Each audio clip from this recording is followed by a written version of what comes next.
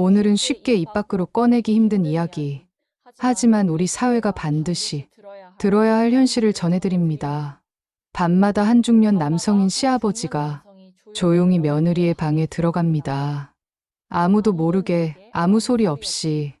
며느리는 왜 그 침묵을 견디며 살아야 했을까요? 그리고 어느 날 그 침묵을 깬 것은 어린 딸아이의 한마디였습니다. 지금 시작합니다. 좋아요, 구독, 알림 설정도 함께 부탁드립니다. 어느 날 아침이었습니다. 평소처럼 최은정은 딸 서연이를 유치원에 데려다 주고 오는 길이었습니다. 갑자기 숨이 턱 막히더니 눈앞이 하얘졌습니다. 가슴이 쿵쾅거리다가 그대로 길바닥에 주저앉아 버렸죠. 그날따라 날씨도 흐리고 몸도 묘하게 무거웠던 은정은 피곤이 쌓였겠거니 했습니다. 정신을 차려보니 병원 침대 위였습니다. 빈혈 증세가 있으셨고요. 스트레스가 꽤 심하신 것 같네요. 그런데 의사의 목소리가 멈칫했을 때 은정의 심장도 함께 멎는 줄 알았습니다. 그 다음에 나온 말은 이것이었습니다. 임신입니다. 지금으로선 대략 8주 정도 된 것 같아요. 순간 눈물이 핑 돌았습니다. 기뻐서가 아니라 무서워서였습니다. 말도 안 되는 현실이 눈앞에 펼쳐지고 있었습니다. 1년 전 남편 정민수가 세상을 떠났고 그 후로는 누구와도 그런 관계를 가진 적이 없었습니다. 아니, 은정이 원해서 그런 일이 있었던 것도 아니었죠. 절대로. 진료실을 나와 복도에 앉아 있는데 손이 바들바들 떨렸습니다. 병원 창밖으로는 아이들이 뛰노는 소리가 들렸는데 그 맑은 웃음소리가 은정의 귀를 찌르듯 날카롭게 다가왔습니다. 내가 지금 무슨 상황인 거지?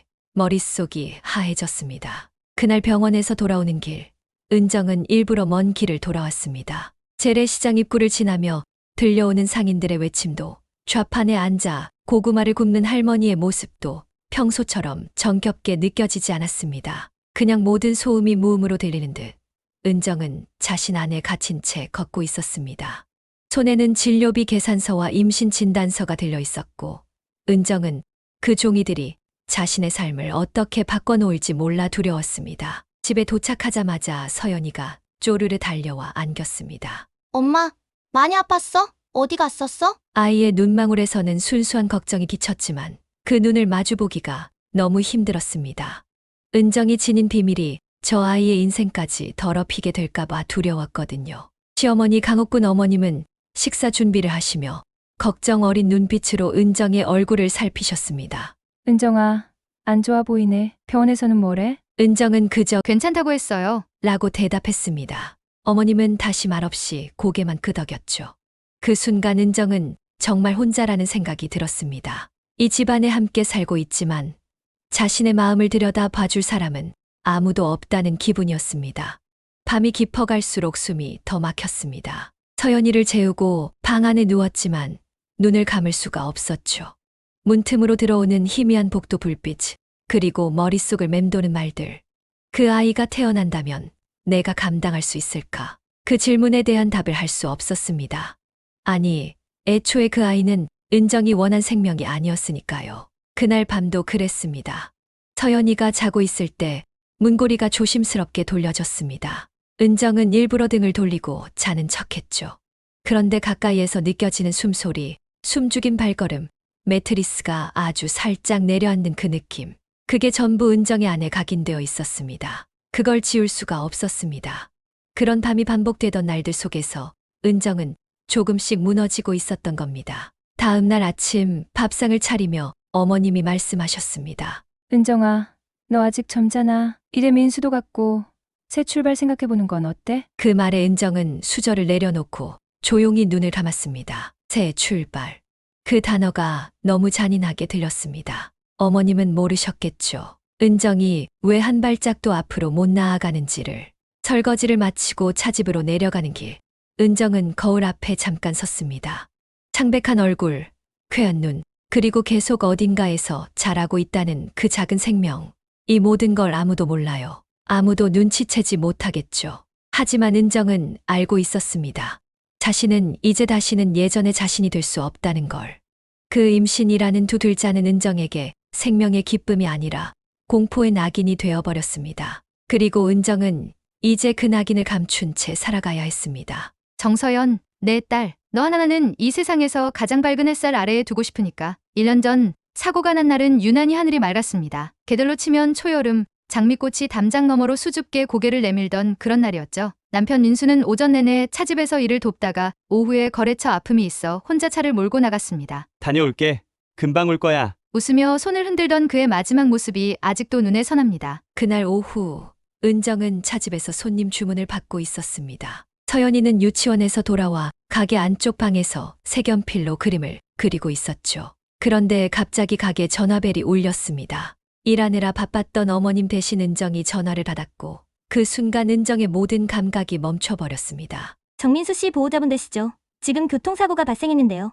그 짧은 통화 이후로 은정의 인생은 아예 다른 길로 접어들었습니다. 병원으로 달려갔을 때 민수는 이미 의식이 없는 상태였습니다. 응급실 안에서 하얀 시트를 덮은 남편의 얼굴을 본 순간 은정은 그대로 무너져 내렸죠.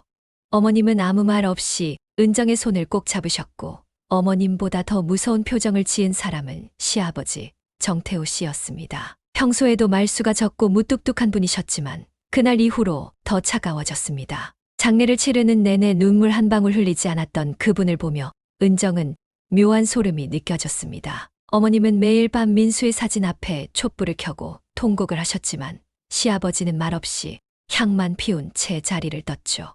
민수의 장례식은 조용히 그리고 빠르게 치러졌습니다. 조문객들도 대부분 시장 사람들, 차집 단골 손님들 뿐이었고요. 은정은 정신이 하나도 없었습니다. 누군가 은정의 어깨를 두드리며 이제 혼자서 잘 키워야지. 라고 말할 때마다 가슴 한켠이 쿡 찔렸고 서연이는 아무것도 모르고 조문객 앞에서 인사를 하고는 아빠, 언제 와? 라고 묻기 일쑤였죠.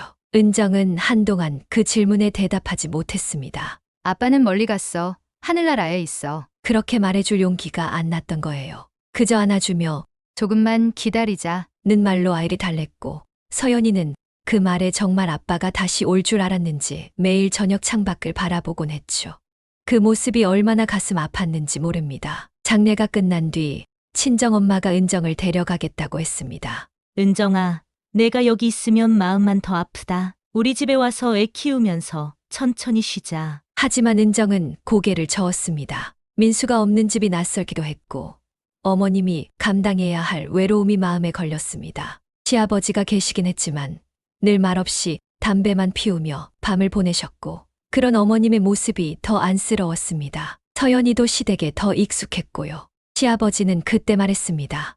여기 남겠다는 건 내 판단이지만 책임은 내가 져야 한다. 우리가 봐줄 순 있지만 우릴 믿고 버티라는 기대는 하지 마라. 그 말이 너무 차가웠습니다. 은정은 고개를 끄덕이며 속으로 다짐했죠.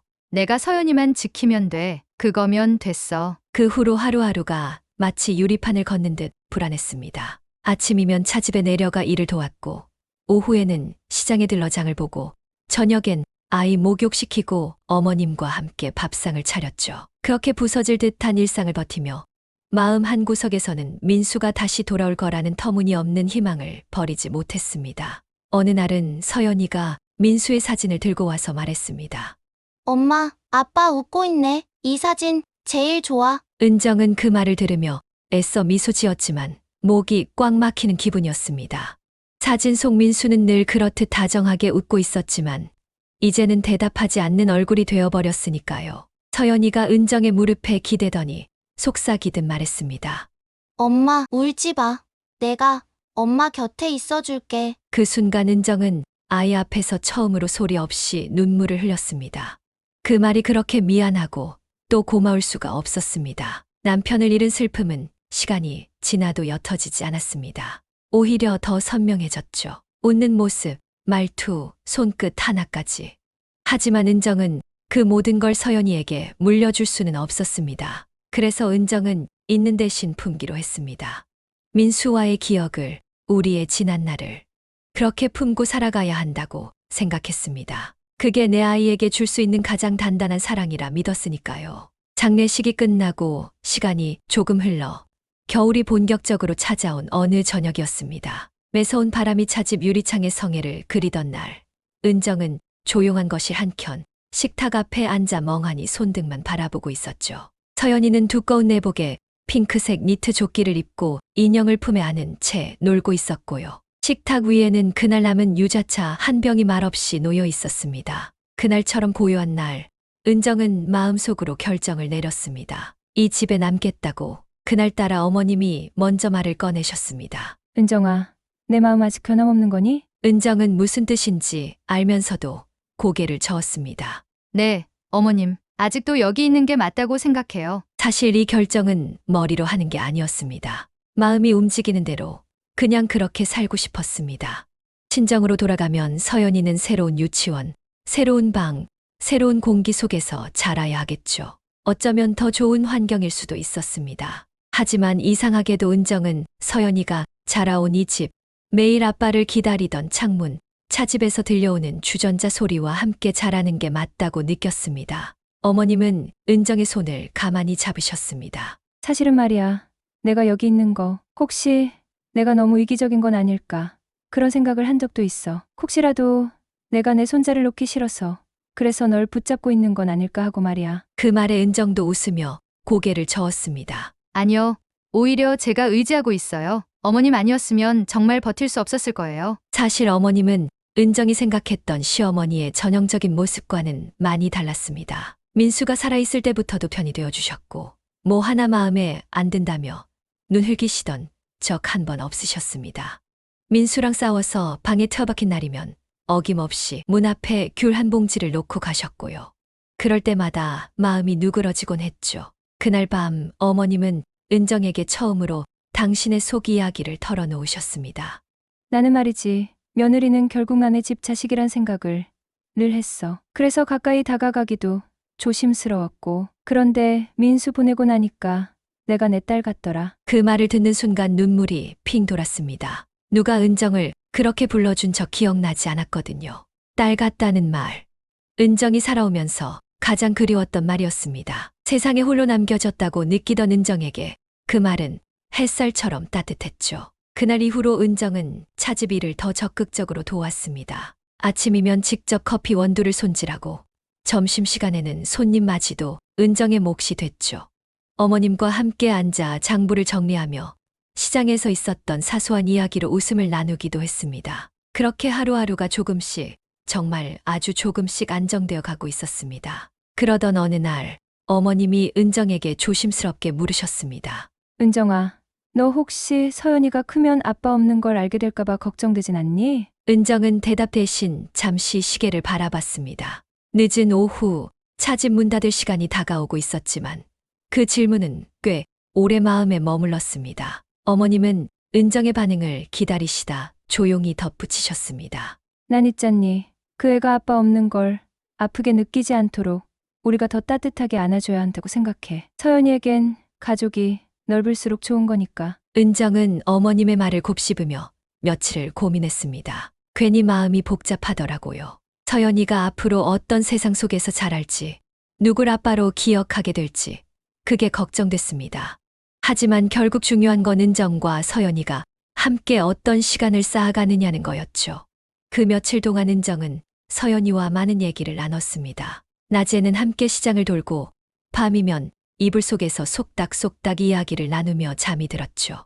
그러던 어느 날 서연이가 은정에게 말했습니다. 엄마, 나 꿈 꿨는데 우리 할머니랑 엄마랑 나랑 셋이서 바닷가 갔어. 진짜 좋아서 안 깼으면 좋겠었어. 그 말을 듣고 은정은 마음이 결심처럼 단단해졌습니다. 이 아이에게 필요한 건 완벽한 가정이 아니라 진심으로 곁을 지켜주는 사람이구나 싶었습니다. 그리고 어머님과 은정은 서로가 서로에게 그런 존재가 되어가고 있었던 거고요. 그래서 은정은 그대로 있기로 했습니다. 더 이상 이곳을 잠시 머무는 집이라 생각하지 않고 함께 살아갈 집이라고 받아들이기로요. 그렇게 은정의 마음속 문 하나가 닫히고 다른 문 하나가 열리는 걸 느꼈습니다. 물론 쉽지는 않았습니다. 시장에서는 아직도 어려운 상황이니 도와줘야지 같은 시선을 보내는 이들도 있었고, 어떤 손님은 민수 없는 차집을 허한 눈빛으로 바라보다가 괜히 큰 소리로 웃고 갔죠. 그럴 때면 어머님이 항상 먼저 말했습니다. 괜찮아. 우리 며느리가 있어. 든든해. 그 말이 은정에게는 제일 큰 위로였습니다. 은정은 이제 누군가의 며느리이자 어떤 집안의 엄마로 남기로 했습니다. 비록 남편은 떠났지만 이 집의 공기 속에는 아직 그가 살아 숨쉬는 듯했고 어머님의 말처럼 은정도 그 일부가 되어가고 있었습니다. 차집은 겨울이면 손님이 줄어들었습니다. 바람이 매서울수록 사람들은 따뜻한 집안을 더 좋아하니까요. 그런 계절이 오면 은정은 오히려 마음이 편해지곤 했습니다. 덜 분주하고 조용한 시간이 많으니까요. 어머님은 뜨끈한 생강차를 미리 우려놓고 은정은 차잔 닦는 일을 오래 하며 생각에 잠기곤 했죠. 그러던 어느 날 차집 문이 조심스럽게 열렸습니다. 바깥의 찬 공기가 실내로 스며들며 문종이 가볍게 울렸죠. 고개를 들자 낯선 얼굴이 들어왔습니다. 박준호 씨. 2달쯤 전부터 가끔씩 혼자 들르던 손님이었습니다. 처음에는 말수가 적고 조용했습니다. 평범한 손님이었죠. 그런데 어느 날부터였을까요? 주문을 하고 나서는 차잔을 들고 창밖을 멍하니 바라보거나 손님이 없는 틈을 타 은정에게 말을 걸곤 했습니다. 사장님, 오늘 차향이 참 좋네요. 뭔가 마음이 편안해지는 맛이에요. 그런 말을 들으면 은정은 그냥 웃으며 고개를 끄덕였습니다. 특별히 대꾸하지도 호의를 의심하지도 않았죠. 하지만 이상하게도 시간이 지날수록 그분의 시선이 자주 은정의 손끝이나 눈동자에 머무는 걸 느끼게 되었습니다. 그런 느낌은 참 묘했습니다. 누군가가 나를 가만히 들여다본다는 그 감각, 그리고 그 안에 깃든 감정의 결이 조금씩 달라지고 있다는 걸. 어느 날은 박준호 씨가 말했습니다. 은정 씨는 웃는 게 예쁘세요. 그 말에 은정은 당황해 손에 들고 있던 차잔을 살짝 놓칠 뻔했습니다. 그날따라 어머님이 부엌에서 설거지를 하고 계셨기에 대꾸 없이 웃기만 했지만 속은 편치 않았습니다. 사실 은정은 누군가의 관심을 받을 준비가 안 되어 있었습니다. 아니, 누군가가 자신에게 관심을 갖는다는 자체가 두려웠습니다. 사람들의 시선, 입방아, 그리고 무엇보다도 시아버지 정태호 씨의 눈이요. 그분은 눈치가 빠르신 분이었습니다. 박준호 씨가 차집에 들르는 횟수가 늘고 은정과 말 한두 마디라도 나누고 나면 꼭 그 다음 날이면 식사 자리에서 묻곤 하셨습니다. 그 손님은 또 왔냐? 왜 그리 자주 오는 거냐? 처음에는 아무렇지 않게 대답했습니다. 단골이 생긴다는 건 가게에도 좋은 일이니까요. 그런데 어느 날부턴가 시아버지가 차가운 목소리로 말했습니다. 그 사람 결혼은 했대. 무슨 속셈인지 모르겠지만 내 며느리한테 함부로 굴면 안 되는 거 본인도 알겠지. 그 말에 은정은 심장이 철렁 내려앉았습니다. 시아버지는 말할 때 감정을 잘 드러내지 않지만 눈빛만으로 사람을 위축되게 만드는 데는 익숙한 분이었거든요. 마치 은정을 지켜보고 있다는 듯한 그 시선이 어느 날부턴가 숨막히게 느껴지기 시작했습니다. 박준호 씨는 여전히 웃으며 차집을 찾았지만 은정은 점점 그 웃음이 무겁게 느껴졌습니다. 그가 나쁘다는 건 아니었습니다. 하지만 은정에게는 아직 사람의 눈을 똑바로 바라볼 용기가 없었던 것 같습니다. 그리고 어쩌면 이미 누군가의 시선이 은정의 모든 걸 꿰뚫고 있다는 두려움이 마음 깊숙이 자리를 잡고 있었던 건지도 모르죠. 그날도 여느 때처럼 차집을 정리하고 위층으로 올라왔습니다. 서연이는 일찍 잠이 들었고 어머님은 부엌에서 반찬을 나누어 담고 계셨죠. 은정은 손을 씻고 방으로 들어가려는데 그 순간 뒤에서 들리는 발소리가 낯설게 느껴졌습니다. 천천히 아주 조심스럽게 바닥을 밟는 소리였거든요. 돌아서 보니 시아버지 정태호 씨가 계셨습니다. 늘 그랬듯 무표정한 얼굴이었지만 그날은 뭔가 다르게 느껴졌습니다. 침묵이 길어지자 은정이 먼저 말을 꺼냈죠. 무슨 일이세요, 아버님? 그분은 잠시 뜸을 들이다 말했습니다. 은정이, 너 요즘 많이 피곤해 보이더라. 그 말이 이상하게 들렸습니다. 평소에는 그런 말을 하는 분이 아니었거든요. 은정은 어색하게 웃으며 괜찮아요. 잘 쉬고 있어요. 라고 답했지만 마음 한쪽이 싸늘해졌습니다. 그런 일들이 잦아졌습니다. 말은 없지만 행동 하나하나가 미묘하게 달라진 거예요. 예전에는 차집만 내려가면 거의 하루 종일 거기서 일하시던 분이었는데 요즘은 이유 없이 일찍 올라오시곤 했습니다. 그것도 꼭 은정이 서연이를 재우고 방 안에 혼자 있을 때쯤이면요. 부엌에 물 마셔왔다. 냉장고 문 열러왔다. 별일 아닌 듯 다녀가지만 은정은 점점 긴장하게 됐습니다. 하루는 거실에서 책을 읽고 있는데 시아버지가 소파 맞은편에 앉아 묻더군요. 박준호, 그 사람 요즘은 안 오지? 은정은 얼른 고개를 끄덕였습니다. 예, 요즘은 잘 안 보여요. 그분은 입꼬리를 살짝 올리며 말했습니다. 그게 좋지. 괜히 사람 헷갈리게 만들면 안 되니까. 그 말의 등줄기를 따라 서늘한 기운이 스쳤습니다. 민수와 함께 살던 그 긴 시간 동안 시아버지는 은정에게 거의 말을 걸지 않았던 사람이었습니다.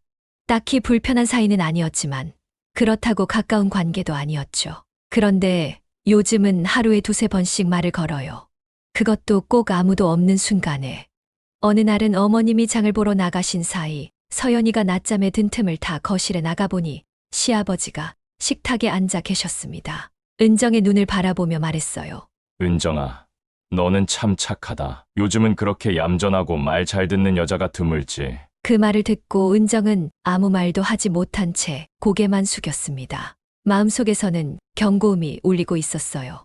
이건 아니다. 이건 이상하다. 그날 이후로 은정은 방문을 꼭 잠그기 시작했습니다. 서연이가 무서워할까봐 잠든 후에 조심스럽게 걸쇠를 채웠죠. 그러면서도 마음 한편으로는 너무 예민한 걸까? 내가 이 집에서 너무 경계심을 키우는 걸까? 혼란스러웠습니다. 하지만 그건 단순한 불안이 아니었습니다. 날이 갈수록 시아버지는 은정의 주변을 맴도는 시간이 많아졌고 은정은 혼자 남겨진 순간마다 식은땀이 흘렸어요. 한밤중에 문고리가 살짝 흔들리는 소리에 놀랐겠던 날도 있었고 서연이를 안고 자는 은정의 몸 옆으로 누군가의 그림자가 드리워지는 착각에 가슴이 철렁 내려앉기도 했습니다. 그건 단순한 느낌이 아니었습니다. 무언가가 아주 조금씩 일상을 비틀기 시작한 겁니다. 조용히 그리고 너무나도 가까이에서요.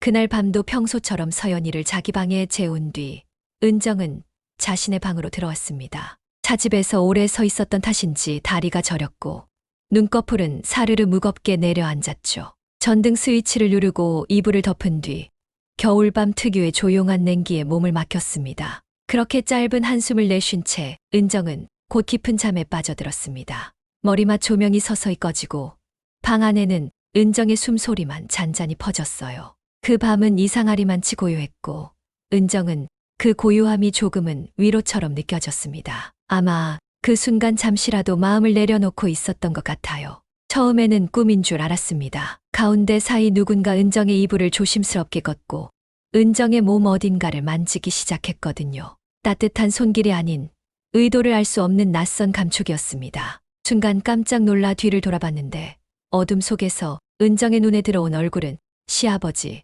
정태호 씨였습니다. 그 눈빛은 말이 없었지만 너무나도 선명했어요. 은정아, 소리 내지 마. 그제야 깨달았습니다. 문 걸쇠를 채우지 않았다는 걸. 그 목소리를 듣는 순간 온몸이 얼어붙었습니다. 은정은 반사적으로 몸을 틀며 손으로 밀치려 했죠. 안 돼요, 아버님. 왜 이러세요? 제발 이러지 마세요. 은정의 입에서 간신히 흘러나온 말이었습니다. 그러자 목소리가 낮고 차갑게 이어졌습니다. 조용히 해. 너도 서연이 깨는 거 원하지 않잖아. 순간 가슴이 철렁 내려앉았습니다. 그리고 이어진 말. 가만히 있어. 어차피 아무도 몰라. 만약 내 시어머니라도 지금 들어와서 우리 이런 모습 보면 뭐라 하겠냐. 넌 끝나는 거야. 은정은 그대로 굳어버렸습니다. 움직일 수 없었어요. 아니, 움직이지 않았어요. 그 아이만큼은 이 일과는 아무 상관없는 세상에 있어야 하니까요. 무너지면 아이도 함께 떨어질 것 같았죠. 그의 손은 강제로 은정의 어깨를 누르더니 차갑고 거친 손길로 이불 속을 헤집기 시작했습니다. 은정은 몸을 비틀며 벗어나려 했지만 그의 손은 더 강하게 눌러왔고 숨소리는 더 거칠어졌어요. 아버님, 제발 이러지 마세요. 은정의 입에서 새어나온 목소리는 떨리고 있었고 그는 아무 대답 없이 은정의 머리맡까지 몸을 끌어왔습니다. 차가운 체온과 무거운 숨소리가 목덜미를 타고 흘러내릴 때 은정은 이게 꿈이면 좋겠다고 생각했습니다. 하지만 그건 분명 현실이었고 은정은 그대로 얼어붙은 채 서연이의 이름을 속으로 부르며 눈을 감을 수밖에 없었습니다. 그는 이불을 거칠게 젖히고는 은정의 다리 사이로 천천히 몸을 밀어 넣었습니다. 은정은 비명을 삼키며 두 손으로 그의 어깨를 밀어내려 했지만 그의 몸은 단단했고 더 이상 물러서지 않았어요. 그만하세요. 제발. 이건 아니에요. 은정의 목소리는 떨리고 있었고 숨조차 제대로 쉴 수 없었습니다. 하지만 그는 그 말에도 조금도 주춤하지 않았습니다. 조용히 해. 시끄럽게 굴면 서연이 깬다. 넌 지금 이 집 며느리야. 누가 내 말 믿어주겠어? 그 순간 싸늘한 공기 속에서 한기가 등줄기를 타고 흘렀습니다. 눈을 감고 이를 악물며 은정은 온몸을 굳혔습니다. 은정에게 남은 유일한 저항은 침묵뿐이었어요. 그가 몸을 떼지 않은 채 낮게 속삭였습니다. 넌 이제 내 사람이야.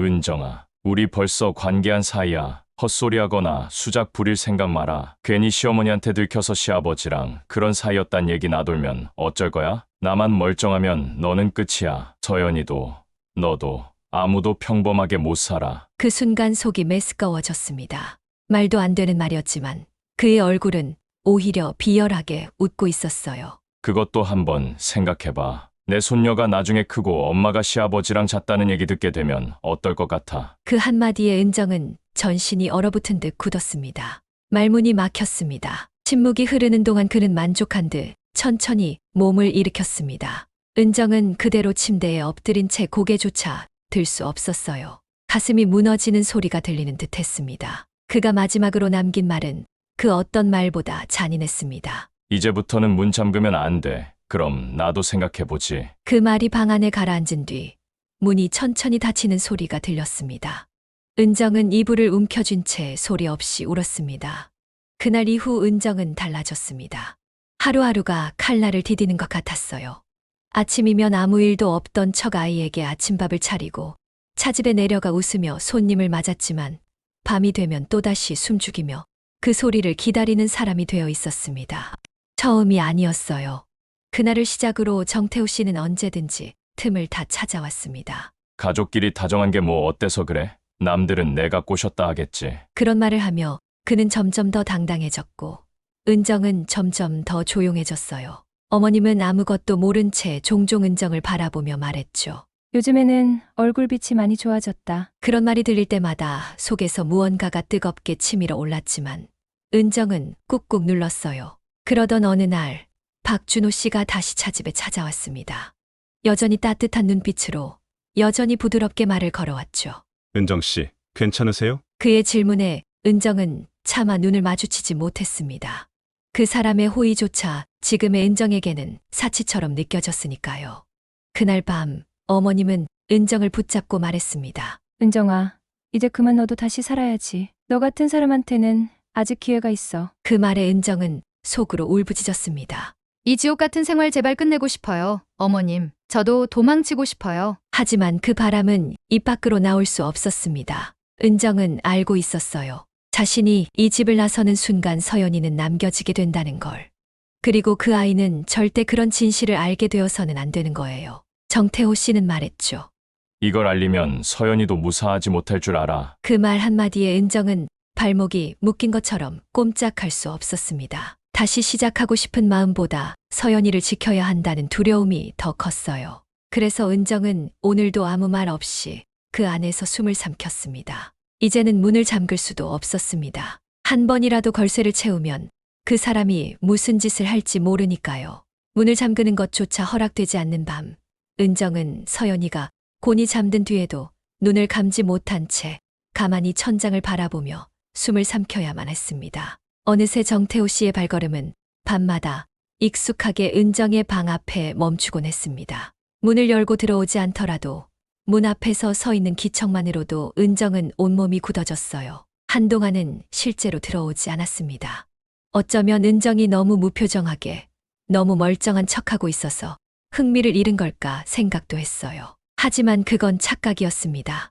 딱 일주일이 지난 어느 밤, 다시 문이 조심스럽게 열렸고 은정은 아무 말 없이 등을 돌린 채 서연이의 이름을 마음속으로 반복하며 그 시간을 견뎠습니다. 목을 잡고 어깨를 누르는 손길은 더 이상 낯설지 않았고 그는 익숙한 듯 옷깃을 걷어올렸습니다. 소리내지 말라는 그의 속삭임이 이제는 은정의 귀에 박힌 모처럼 박혀 있었어요. 그렇게 한 달, 두 달이 흘렀습니다.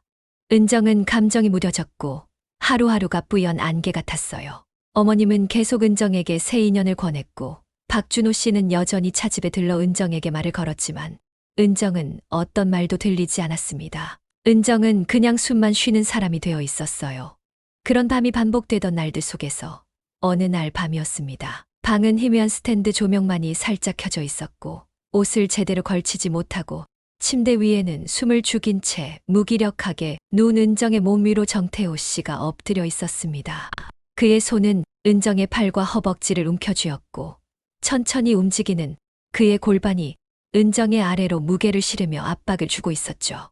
입을 막으려는 듯 얼굴 가까이 몸을 눌러오던 그의 숨소리는 거칠고 뜨거웠고 은정은 차마 눈도 제대로 뜨지 못한 채 속으로 아이의 이름을 되뇌며 견디고 있었습니다. 한쪽 어깨가 드러난 채 은정은 침대에 묶인 사람처럼 아무 말도 아무 움직임도 할 수 없었습니다. 그날따라 그는 평소보다 더 거칠고 침묵 속에 무거웠습니다. 그는 은정을 등을 돌려 엎드리게 했어요. 저항할 틈도 없이 그의 몸이 뒤에서 밀착됐고 은정은 숨조차 고르기 힘들 만큼 굳어 있었습니다. 그는 은정의 머리카락을 움켜쥐고 허리를 반복적으로 밀어넣기 시작했습니다. 무거운 체온과 거친 숨결, 방 안을 울리는 낮고 둔탁한 살이 부딪히는 소리들. 그 순간 은정은 그냥 눈을 감고 모든 감각을 지우고 싶다는 생각뿐이었습니다. 그 순간 문틈에서 무언가 움직이는 기척이 느껴졌지만 은정은 제대로 확인하지 못했습니다. 단지 그 후에야 문이 닫히는 소리가 아주 조용히 들려왔고 등골을 타는 찬 기운이 느껴졌죠. 은정은 자리에서 벌떡 일어나 문을 열었지만 복도에는 아무도 없었습니다. 문득 떠오른 생각에 아이 방을 가봤을 때 문은 굳게 닫혀 있었고 불은 꺼져 있었어요. 그제야 은정은 불안한 직감에 사로잡혔습니다. 누가 본 건 아닐까? 서연이가 깬 건 아닐까? 하지만 은정은 그것이 현실이라는 걸 아직은 알지 못했습니다. 그날 밤 은정은 무너졌습니다. 아무 말도 나오지 않았고 아무 숨도 제대로 쉬어지지 않았어요. 서연이가 본 게 정확히 어떤 장면이었는지는 몰라도 은정은 본능적으로 느꼈습니다. 이건 끝이라는 걸. 그 다음 날 아침 어머님이 조용히 은정을 부르셨습니다. 서연이가 아침밥도 먹지 않고 침대에서 나오지 않는다는 거예요. 은정은 아무 말도 못하고 고개만 끄덕였어요. 어머님은 무슨 일 있었냐고 물으셨고 은정은 대답을 하지 못했습니다. 어머님의 눈빛에는 걱정이 가득했지만 은정은 그 시선을 피한 채 서연이의 방문 앞에 섰습니다. 서연아, 엄마야? 문 좀 열어줄래? 아이는 아무 대답도 하지 않았습니다. 단지 이불 속에서 숨죽인 채 조용히 울고 있다는 걸 느낄 수 있었어요. 은정은 문 앞에서 무릎을 꿇고 한참을 앉아 있었습니다. 그렇게 조용히 미안하다고 속으로 수백 번 되뇌면서 그날 밤 정태호 씨는 다시 오지 않았습니다. 처음으로 그 발자국 소리가 들리지 않았어요. 그리고 그 다음 날 은정은 결심했습니다. 더 이상은 안 된다고. 이제는 서연이를 위해서라도 자신이 이 집을 나가야 한다고요. 다음 날 그렇게 유치원 앞에서 정신을 잃고 쓰러진 은정은 병원으로 옮겨졌고 의사에게서 믿기지 않는 말을 들었습니다. 임신 8주 차입니다. 그 말을 듣는 순간 은정은 아무 말도 하지 못한 채 주저앉고 말았죠. 병원에서 돌아온 이후 하루하루가 아슬아슬하게 이어지고 있었습니다. 아이에게 아무렇지 않은 척하려 했고 어머님 앞에서는 언제나처럼 웃는 척했죠. 하지만 속은 이미 무너진 채였어요. 8주 뱃속에 아기가 있다는 사실이 매 순간을 버겁게 만들었습니다. 누구에게도 말할 수 없었죠. 특히 어머님께는 더더욱. 서연이는 평소처럼 유치원에 다녀오고 어머님은 부엌에서 반찬을 만드시고 은정은 차집 일을 도우며 조용히 하루를 보내곤 했죠. 하지만 그 조용함은 폭풍이 오기 전의 정적이었는지도 몰라요. 그날은 일요일 오후였습니다. 햇살이 거실 창을 통해 따뜻하게 들이치고 있었고 어머님은 서연이를 무릎에 앉힌 채 함께 색칠 공부를 하고 있었어요. 은정은 옆에 앉아 동화책을 들고 서연이에게 좋아하는 장면을 보여주고 있었죠. 그렇게 모처럼 평화롭고 단란한 오후였습니다. 그 평온이 얼마나 부서지기 쉬운 유리 같은 것인지 그때는 몰랐어요. 할머니, 서연이가 갑자기 손에 쥔 색연필을 내려놓고 말했습니다. 어머님과 은정은 동시에 아이를 바라봤죠. 할아버지는 왜 밤마다 엄마 방에 들어가? 그 말이 거실 공기 전체를 얼려버린 듯 했습니다. 책을 쥐고 있던 은정의 손이 덜덜 떨리기 시작했고 어머님의 얼굴도 급격히 굳어졌습니다. 정적이 흘렀습니다. 한참을 말없이 바라보다 어머님이 아주 조심스러운 목소리로 물었죠. 그게 무슨 말이니, 서연아? 서연이는 고개를 갸웃하며 말했습니다. 할아버지가 가끔 밤에 엄마 방에 와 나는 자는 줄 알았는데 눈이 떠졌거든. 근데 할아버지는 옷도 안 입고 있었어. 그 순간 은정은 온몸이 굳었습니다. 눈앞이 하얘지고 입술이 저절로 굳게 다물어졌습니다. 심장이 너무 세게 뛰어서 귀가 울릴 정도였어요. 어머님도 말이 없었습니다. 단지 서연이를 안아 올리며 조용히 아이의 방으로 향했죠. 그 뒷모습을 보며 은정은 아무 말도 할 수 없었어요. 무슨 말을 한다고 해도 돌이킬 수 없다는 걸 알고 있었어요. 거실에 혼자 남겨진 은정은 한참을 움직이지 못한 채 앉아 있었습니다. 색연필이 바닥에 굴러가며 달그락 소리를 냈지만 그조차 너무 멀게 느껴졌어요. 그저 서연이가 내 딸이 그걸 보았다는 사실 하나만으로도 가슴이 무너졌습니다. 얼마나 지났을까요? 어머님이 조용히 방에서 나오셨습니다. 얼굴빛은 창백했고 눈빛에는 무언가 단단한 결심이 담겨 있었습니다. 그리고는 은정의 앞에 와서 낮은 목소리로 말했어요. 은정아, 너랑 나 지금 얘기 좀 해야겠어. 은정은 고개를 들 수 없었습니다. 무릎 위에 올려진 두 손이 떨렸고 숨조차 제대로 쉴 수 없었습니다. 하지만 알고 있었어요. 이제는 아무것도 숨길 수 없다는 걸. 어머님의 눈빛은 흔들림 없이 단단했습니다. 순간 숨이 턱 막히는 것 같았죠. 은정은 아무 말도 하지 못한 채 그 자리에 얼어붙은 듯 서 있었어요. 어머님은 조용히 등을 돌려 주방 쪽으로 걸어가셨고 은정은 뒤따라 천천히 발걸음을 옮겼습니다. 어머님은 햇살이 드리운 식탁 끝에 앉았고 은정도 맞은편에 조심스럽게 자리를 잡았어요. 한참을 말없이 바라보다가 어머님이 조용히 입을 열었습니다. 서연이가 본 게 사실이니? 숨이 멎을 것 같았습니다. 하지만 더는 숨길 수 없었죠. 은정은 고개를 떨군 채 작게 대답했어요. 사실이에요. 어머님의 얼굴이 굳었고 이내 입술을 다물며 조심스럽게 말을 이으셨습니다. 은정아, 왜 그랬니? 대체 무슨 일이 있었던 거야? 왜 아무 말도 안 했어? 그 말에 은정은 한참을 말없이 있다가 조용히 고개를 들었습니다. 저도 그게 너무 부끄러워요. 그런데 처음에는 정말 아니었어요. 남편 장례가 끝나고 얼마 지나지 않아서 아버님이 밤마다 방 근처를 서성했어요. 불안해서 문을 잠그기 시작했죠. 그러다 어느 날, 딱 하루 문을 안 잠근 날, 그날이 시작이었어요. 은정의 목소리는 점점 작아졌습니다. 그날 이후 그는 반복적으로 방에 들어왔고 저는 도망치려 했고 거부했어요. 그럴 때마다 그는 낮은 목소리로 말했어요. 문만 잠그면 시어머니 앞에서 우리가 어떤 사이인지 다 말해버릴 수도 있어. 서연이 앞에서도 누가 먼저 시작했는지, 누가 더 즐겼는지까지. 그 말이 너무 무서웠어요. 어머님은 손으로 입을 텨막으며 고개를 떨궜습니다. 서연이가 크면 다 알게 될 거야. 엄마가 어떤 여자인지. 사람들이 내가 시아버지랑 살림 차렸다고 하겠지. 내가 그렇게 만들어줄 수도 있어. 은정은 계속 말했습니다.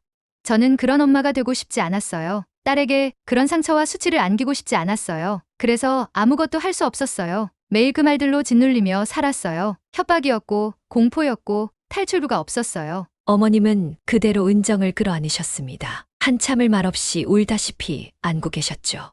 그리고 조용히 일어나 거실을 서성이셨어요. 은정은 무릎을 꿇었습니다. 죄송해요. 다 제 잘못 같아서. 그냥 서연이만은 지키고 싶었어요. 그리고 마지막으로 말했습니다. 저 임신했어요. 병원에서 8주 차래요. 어머님은 그대로 은정을 끌어안으셨습니다. 한참을 말없이 울다시피 안고 계셨죠. 그리고 조용히 일어나 거실을 서성이셨어요. 해가 질 무렵 정태호 씨가 집에 들어왔습니다. 발소리에 은정이 움찔했지만 어머님은 거침없이 그 앞을 막아섰습니다. 앉아 지금 당장 얘기 좀 하자. 무슨 얘기를 그렇게 싸늘하게 해? 은정이가 임신했대 8주 차야. 내가 무슨 짓을 했는지 이제 다 알아. 정태호 씨는 한참 말을 잊지 못하다가 황급히 변명했습니다. 그게 왜 나랑 상관이야? 증거 있어? 은정은 조용히 입을 열었습니다. 당신밖에 없어요. 그날 이후로 아무도 없었어요. 그는 짧게 혀를 차더니 고개를 숙인 채 중얼거렸습니다. 내가 말했지. 입만 열면 다 끝장난다고. 그 순간 어머님은 바로 전화를 들고 경찰에 신고하셨습니다. 여기 고산동인데요. 우리 며느리를 수개월간 성폭행한 사람이 있어요. 지금 집에 있습니다. 정태호 씨는 얼굴이 하얗게 질려서 말했습니다.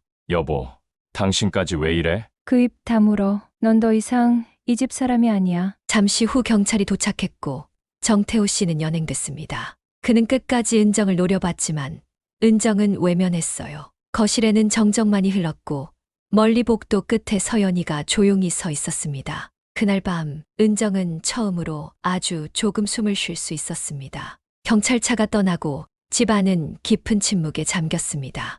어머님은 한참 동안 창가에 서서 커튼을 쥔 손만 꼭 움켜쥐고 있었고 은정은 소파에 앉은 채 손끝을 말아준 채 굳어 있었습니다. 긴장이 풀리고 나니 손과 발이 떨리기 시작했고 온몸에서 서서히 피가 빠져나가는 듯한 기분이 들었어요. 그날 밤 서연이는 아무것도 모른 채 은정의 곁에 기대 잠들었고 은정은 아이의 숨소리를 들으며 밤새 뒤척였습니다. 아이가 작게 속삭였어요. 엄마, 오늘은 무서운 꿈 안 꿀 거지? 은정은 아이의 이마에 입을 맞추며 고개를 끄덕였죠.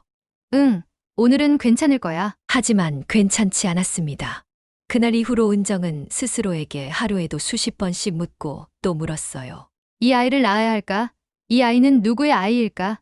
이 아이는 무슨 잘못이 있을까? 하지만 그 물음 끝에는 항상 같은 생각이 맴돌았습니다. 서연이를 지키려면 나는 이 아이를 선택할 수 없다. 며칠 후 은정은 병원 진료 예약을 잡았고 어머님께 말했습니다. 저 병원에 다녀올게요. 어머님은 아무 말 없이 은정의 손을 잡아주셨어요.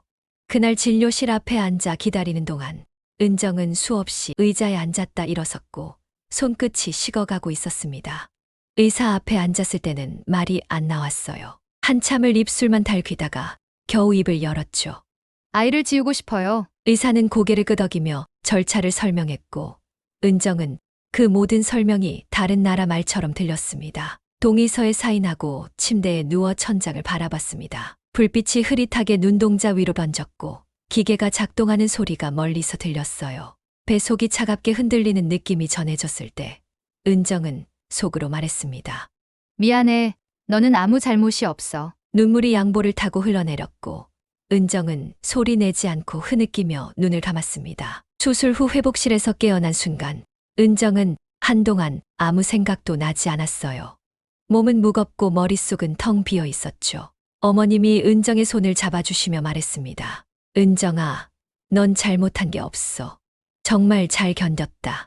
그 말에 은정은 처음으로 마음이 조금 풀리는 듯 했어요. 며칠 후 박준호 씨가 집 앞에 찾아왔습니다.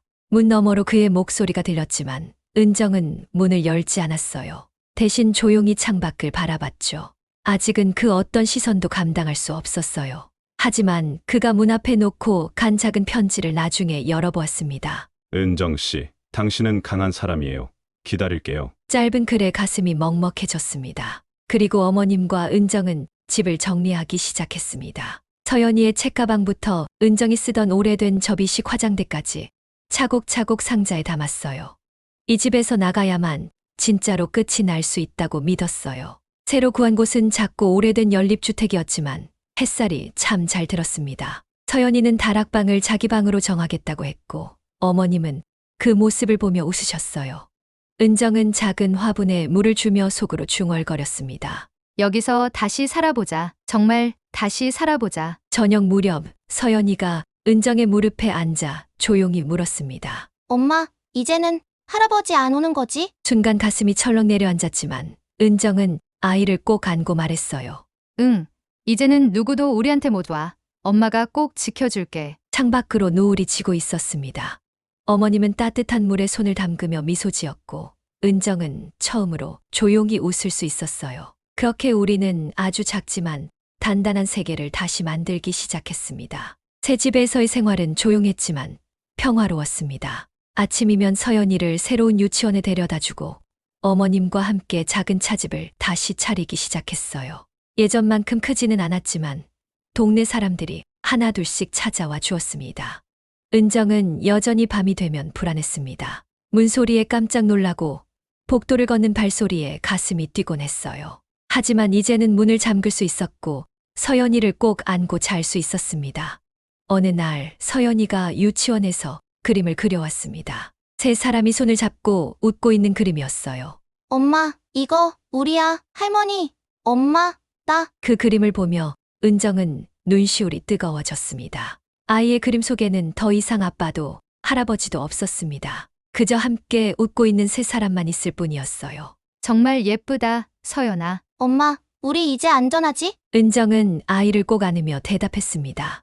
응, 이제 안전해. 6개월이 지났습니다. 은정은 상담센터에서 도움을 받기 시작했고 조금씩 자신의 이야기를 털어놓을 수 있게 되었습니다. 처음에는 말하는 것조차 힘들었지만 시간이 지나면서 조금씩 마음의 짐을 덜어낼 수 있었어요. 어머님은 여전히 은정의 든든한 버팀목이었습니다. 두 사람은 이제 진짜 모녀가 된 것 같았어요. 서로의 상처를 어루만져주고 서로의 꿈을 응원해 주었습니다. 서연이는 새 학교에 잘 적응했습니다. 친구들도 생겼고 밝은 웃음소리가 집안에 가득했어요. 가끔 아빠 이야기를 하기도 했지만 이제는 슬픔보다는 따뜻한 기억으로 남아있는 것 같았습니다. 어느 날 박준호 씨가 새 차집에 찾아왔습니다. 은정은 처음에는 당황했지만 이제는 그의 눈을 마주볼 수 있었어요. 안녕하세요. 은정 씨 새로운 시작 축하드려요. 고맙습니다. 기다려주셔서. 천천히 하세요. 저는 계속 여기 있을 거예요. 그의 말에 은정은 작게 미소 지었습니다. 아직은 새로운 사랑을 시작할 준비가 되지 않았지만 언젠가는 가능할 것 같았어요. 1년이 지났습니다. 은정은 이제 웃을 수 있게 되었고 서연이는 씩씩하게 자라고 있었습니다. 어머님은 건강하셨고 작은 차집도 동네 사람들이 사랑하는 공간이 되었어요. 정태호는 법정에서 유죄 판결을 받았습니다. 은정은 법정에 서는 것이 두려웠지만 어머님과 상담사의 도움으로 용기를 낼 수 있었어요. 그날 은정은 처음으로 자신의 목소리로 진실을 말했습니다. 저는 피해자입니다. 더 이상 침묵하지 않겠습니다. 판결이 나던 날 은정은 법원 앞에서 깊게 숨을 들이마셨습니다. 이제 정말로 끝났다는 생각이 들었어요. 서연이가 은정의 손을 꼭 잡으며 말했습니다. 엄마, 우리 이제 정말 자유야? 응. 서연아, 이제 정말 자유야. 은정은 이제 새로운 꿈을 꾸기 시작했습니다. 자신과 같은 상황에 있는 여성들을 돕고 싶었어요. 상담사 자격증을 준비하기 시작했고 피해자 지원센터에서 자원봉사를 시작했습니다. 처음에는 다른 사람의 이야기를 듣는 것도 힘들었지만 점차 자신의 경험이 누군가에게 도움이 된다는 걸 알게 되었어요. 당신은 혼자가 아니에요. 우리가 함께 있어요. 은정이 다른 피해자에게 해주는 말이었지만 동시에 자신에게 해주는 말이기도 했습니다. 어머님은 은정의 새로운 도전을 응원해 주었습니다. 은정아, 내가 이렇게 강해져서 정말 자랑스럽다. 어머님이 있어서 가능했어요. 어머님이 저를 믿어주지 않았다면. 우리는 가족이야 서로 지켜주는 게 당연한 거지. 2년이 지난 지금 은정은 피해자 상담사로 일하고 있습니다. 서연이는 초등학생이 되었고 꿈이 많은 밝은 아이로 자라고 있어요. 어머님은 여전히 건강하시고 손녀와 며느리를 자랑스러워하십니다. 박준호 씨와는 천천히 가까워지고 있습니다. 서두르지 않고 서로를 이해하며 조심스럽게 다가가고 있어요.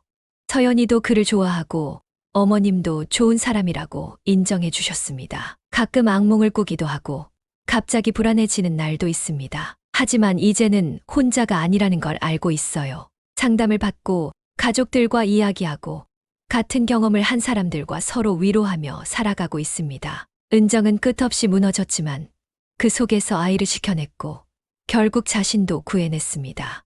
여러분, 오늘의 이야기는 어떠셨나요? 세상에는 말할 수 없는 고통 속에서도 묵묵히 살아가는 사람들이 있습니다. 최은정. 좋아요, 구독, 알림 설정도 함께 부탁드립니다.